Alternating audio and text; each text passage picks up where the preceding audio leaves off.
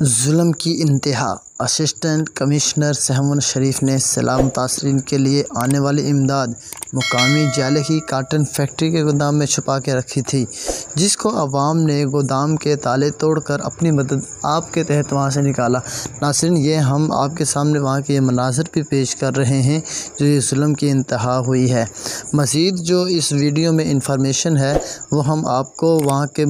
جو مقامی لوگ ہیں ان کی زبانیں ہی سنا دیتے ہیں کہ ان کا اس کے بارے میں کیا خیال ہے۔ اور یہ سہون شریف کا واقعہ ہے جہاں پر سیلاب متاثرین کے لیے آنے والی امداد کو مقامی جالے کی فیکٹری میں جو ہے وہ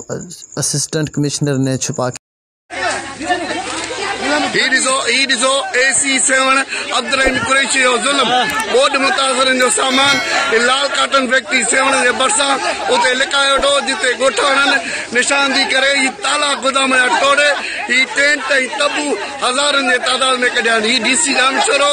AC7 جن کی کرپشن ڈسو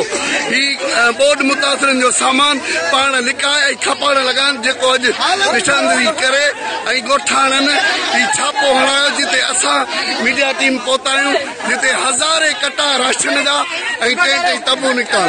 یہ ظلم ڈسو AC7 عبدالرحیم قریشی جو پان کے ایماندار سمجھو جن جا کرتوت ڈسو۔